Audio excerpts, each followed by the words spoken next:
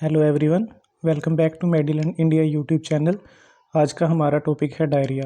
Detail में समझेंगे diarrhoea होता क्या है, किन कारणों की वजह से होता है, कितनी तरह का डायरिया होता है और लूज़ मोशन को रोकने के लिए कौन सी दवाइयाँ यूज़ की जाती हैं और इन्फेक्शन को ट्रीट करने के लिए कौन सी दवाइयाँ यूज़ की जाती हैं।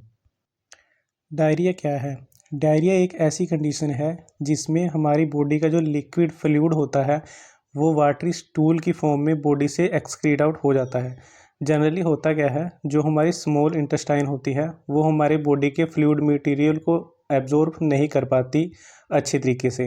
तो क्या होता है, जो भी हमारी बॉडी का लिक्विड फ्लूइड मटेरियल होता है वो बॉडी से एक्सक्रीट आउट होना शुरू हो जाता है in the form of stool.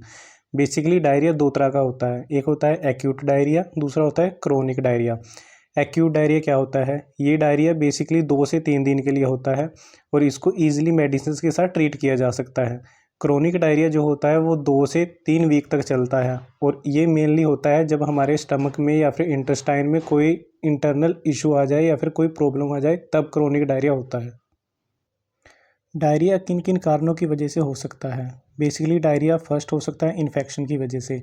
Infection जैसे वायरल इन्फेक्शन हो गया हो, किसी पर्सन को स्टमक फ्लूइड हो गया हो, या फिर फूड पॉइजनिंग हो, या फिर पैरासाइट की वजह से हो सकता है।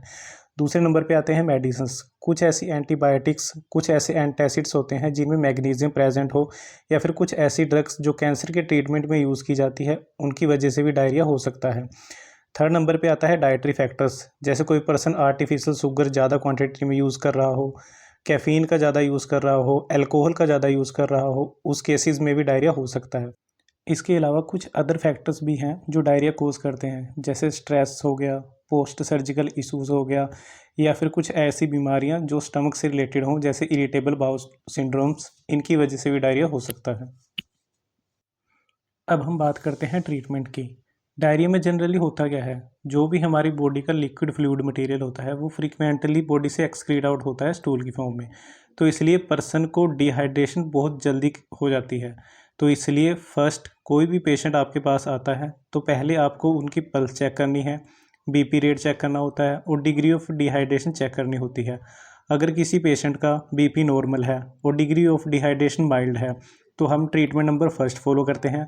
अगर किसी पेशेंट का बीपी फॉल हो रहा है और डिग्री ऑफ डिहाइड्रेशन सीवियर हो रही है तो हम ट्रीटमेंट नंबर सेकंड फॉलो करते हैं। ट्रीटमेंट नंबर फर्स्ट, इसमें क्या होता है, जो पेशेंट है उसका बीपी नॉर्मल रहता है और डिग्री ऑफ डिहाइड्रेशन भी कम होती है। तो इसके लिए हम स्टूल को रोकने के लिए कौन कौन सी मेडिसिन यूज़ कर सकते हैं। पहले नंबर पे टैबलेट्स आती है लोमोटिल, 2 mg की टैबलेट होती है, इसको मॉर्निंग इवनिंग दोनों टाइम यूज़ कर सकते हैं। सेकेंड टैबलेट आती है लोपेरामाइड, ये भी 2 mg की टैबलेट होती है, इसको भी हमें मॉर्निंग इवनिंग में देना होता है। थर्ड नंबर पे आती है इंटेरोक्विनिन 250 mg की टैबलेट, इसको भी हम मॉर्निंग इवनिंग 2 टाइम्स देते हैं। इन तीनों में से आप कोई भी एक टैबलेट दे सकते हो और इसके साथ में आप क्या से दे सकते हो, एक टैबलेट आता है, एक कैप्सूल आता है रेडोडिल 100 mg। ये कैप्सूल क्या करता है, जो भी हमारी बॉडी में फ्लूइड मटेरियल होता है उसको रीअब्जॉर्ब करने में हेल्प करता है। क्योंकि डायरिया में बेसिकली क्या हो रहा है, जो भी हमारी बॉडी का लिक्विड फ्लूइड मटेरियल है वो एक्सक्रीट आउट हो रहा है। तो ये कैप्सूल क्या करता है, जो भी हमारी बॉडी का लिक्विड मटेरियल है उसको रीअब्जॉर्ब करने में हेल्प करता है। अब हम बात करते हैं ट्रीटमेंट नंबर फर्स्ट में इन्फेक्शन को ट्रीट करने के लिए हम कौन कौन सी मेडिसिन दे सकते हैं।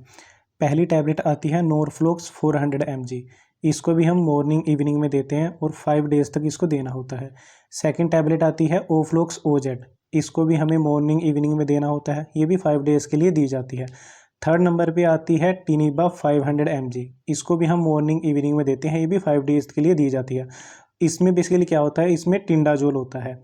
इस टैबलेट का बेसिकली यूज़ किया जाता है जब किसी पेशेंट के स्टूल में या तो म्यूकस आ रहा हो या फिर ब्लड आ रहा हो, उस केस में हम टिंडाजोल का यूज़ करते हैं। ट्रीटमेंट नंबर फर्स्ट में लूज़ मोशन को रोकने के लिए कौन कौन सी मेडिसिन यूज़ की जाती हैं, इन्फेक्शन को रोकने के लिए कौन कौन सी मेडिसिन यूज़ की जाती हैं, वो हमने पिछली स्लाइड्स में देख लिया है। अब हम बात करते हैं इसके अलावा हम कौन कौन सी मेडिसिन पेशेंट को दे सकते हैं। इसके अलावा हम पेशेंट की कंडीशन के अकॉर्डिंग मेडिसिन दे सकते हैं। जैसे किसी पेशेंट को क्रोनिक पेन हो रहा है तो एक टैबलेट आती है एनाफोर्टन, इसको भी हम मॉर्निंग इवनिंग में दे सकते हैं। या फिर इंजेक्शन आता है एनाफोर्टन का 2 cc IM, इसको भी हम दे सकते हैं अगर पेशेंट को पेन हो रहा है। अगर किसी पेशेंट को वोमिटिंग की दिक्कत हो रही है तो हम tablet EAMCET 4 mg morning evening में दे सकते हैं, या फिर इंजेक्शन आता है एमसेट का 2 cc IM IV दोनों रूट से दिया जा सकता है इन केस ऑफ वोमिटिंग। अब हम बात करते हैं ट्रीटमेंट नंबर 2 की।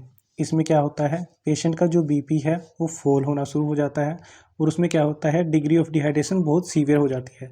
तो इस केस में हमें क्या करना होता है, हमें पेशेंट को IV ड्रिप प्रेफर करनी पड़ती है। ड्रिप देने के लिए हम कौन कौन सी क्या क्या यूज़ कर सकते हैं, रिंगर लैक्टेट सोल्यूशन यूज़ किया जा सकता है या फिर DNS सोल्यूशन यूज़ किया जा सकता है। अगर पेशेंट का बीपी 80 mm से कम है तो हम इंजेक्शन देते हैं, इंजेक्शन यूज़ करते हैं मेफेंटरमाइन 2 cc देना होता है, IV रूट से एडमिनिस्ट्रेट किया जाता है। इसके अलावा और कौन से इंजेक्शन हम यूज़ कर सकते हैं, इंजेक्शन आता है डेकाड्रोन और बीटासोन, ये भी 2 cc होता है, इसको भी IV दिया जाता है। अगर किसी पेशेंट को डायरिया की समस्या बहुत ज़्यादा हो रही है, लूज़ मोशन ज़्यादा हो रहे हैं, डिग्री ऑफ डिहाइड्रेशन ज़्यादा हो रहा है, तो इस केस में आपको 5% डेक्सट्रोज नहीं देना है। हमेशा पेशेंट्स को इलेक्ट्रोलाइट सोल्यूशन ही प्रेफर किया जाता है डिग्री ऑफ डिहाइड्रेशन को मेंटेन करने के लिए।